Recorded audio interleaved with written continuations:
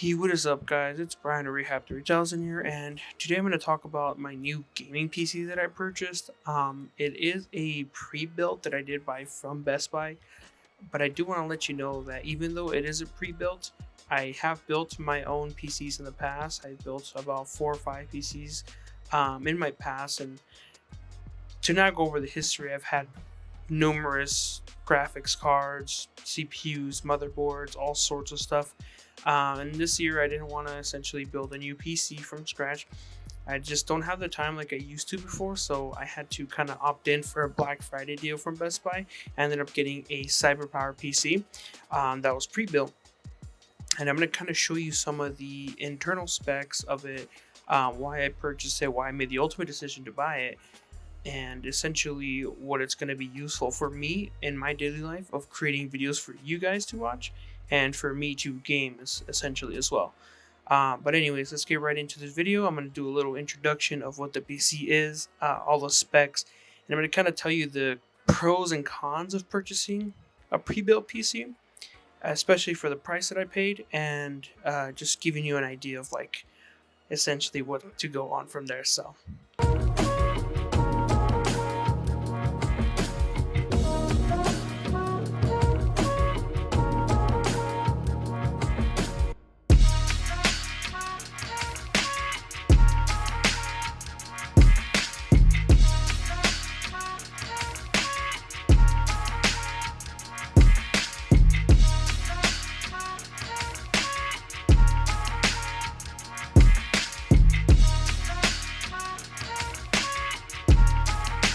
So a lot of you are going to want the specs. I'm going to go ahead and put the specs up here.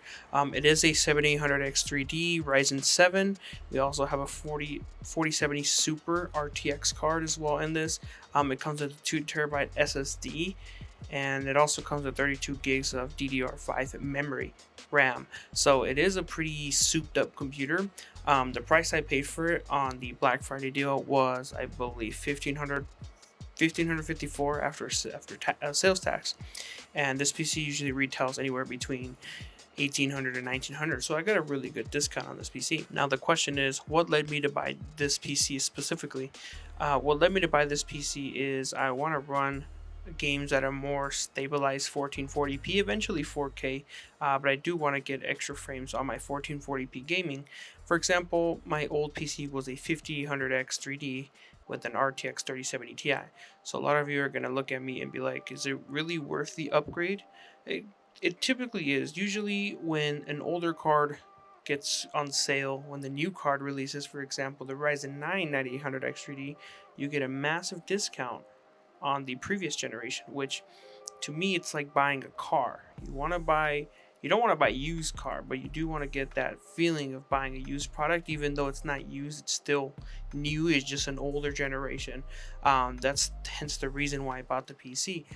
It has a little bit more performance it does have a little bit more performance and boost for what I need to do in my everyday life. So that's the reason I pretty much bought it. And I'm going to run some benchmarks on a few games to kind of show you the difference between why I ultimately made a decision. Okay, so going over the Black Ops 6 or Call of Duty Warzone settings, I am going to run the lowest settings, but I am going to run it all in 1440p. Again, recording with OBS does drop the quality down, or the FPS down to like another 6-7 FPS, so we do have everything on low. Essentially, that's where we're going to want it, just to kind of get the feeling of playing the game. Since we're not doing anything with the campaign related, it's all just multiplayer and Warzone. So throughout the entire gameplay you're seeing here, I was running an average at about 170, 198 FPS. Unfortunately, my Riva Tuner MSI statistic thing wasn't working, so I can't really show you what the lows and highs are. But that's essentially the numbers that I was seeing when I was running it on my second monitor. So again, and this is just based off the performance if we didn't have OBS running in the background either. So again, Call of Duty runs great if you want to play competitive gaming at 1440p with still a great average of FPS that's higher than 120 frames a second. So yeah, we're moving on to the next game. Alrighty, so the next game that we're going to try is Dying Light 2. This one I have it all the way on ray tracing, and I have it all again on 1440p. Again, this is one of those games where you don't need some settings on or off essentially to affect some of the FPS. But you know, for being more of a single player slash campaign game, you know, you can still play multiplayer on, or co-op at least. You kind of want a little bit more of the frame boost, but if you also want the game to be spooky and scary with an OLED monitor, this would look great. So again, this is just some of the quality that we have currently with the game, and I will give you guys the update here in a second once I get the gameplay going. So with ray tracing mode on, I was averaging anywhere between 71 to about 85 FPS, depending on which part of the city I'm looking at. Of course, if it's too overpopulated, again, the game will correct itself and give you the correct FPS. I did see no lower than 58 FPS in bigger environments in the city, so that's a plus right there, especially because you know the game is graphically enticing. Also, we also did get a glimpse here of some of the lighting with ray tracing on. It looks really good with that purple hue. So again, this game is running really well with this PC. Okay, next game I have is Star Wars Battlefront 2. Again, this is another 6-7-year-old game, and I pretty much have everything the same, 1440p, ultra graphics. The only thing I did try was DirectX 12. It was giving me a ton of issues when I was trying to set it to DirectX 12. But I have everything on ultra, same thing. The gameplay is nice and smooth. As you can see, I'm running around here averaging about 150 plus FPS on 1440p with max graphics.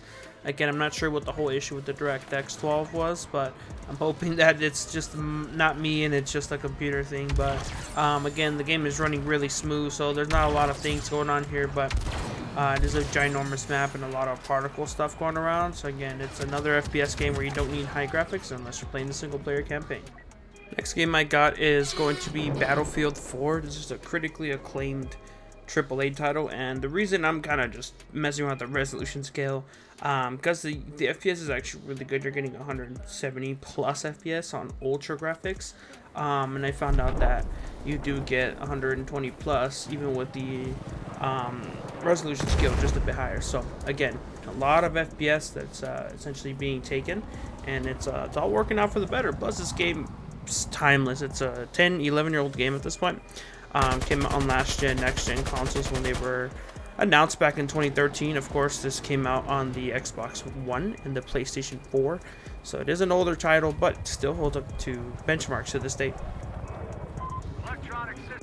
Next game I have for us is going to be Fallout 76. I know a lot of you wanted to see maybe Fallout 4, but Fallout 76 is more graphically demanding, but essentially take this with a grain of salt, right? Because Fallout 4 and 76 share the same engine, but you can see with ultra graphics we're getting anywhere between 100 to 170 FPS.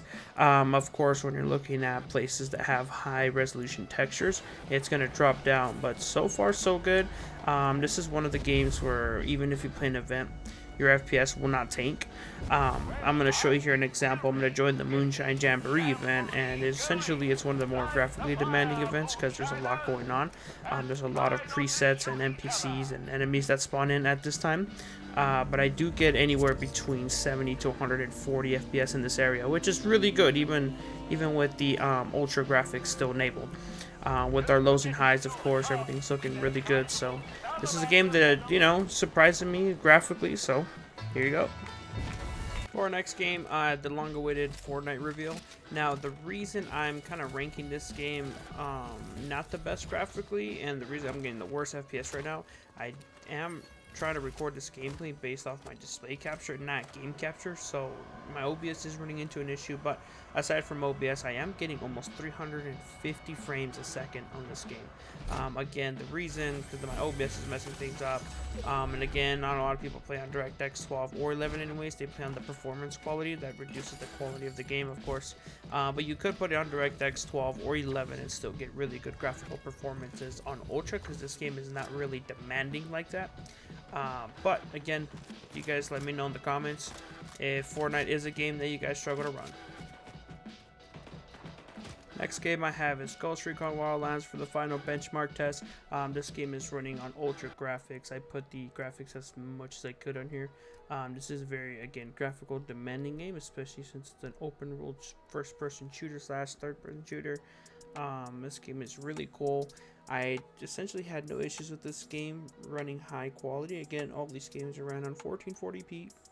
You do get really good solid gameplay, especially if you're just trying to play casually.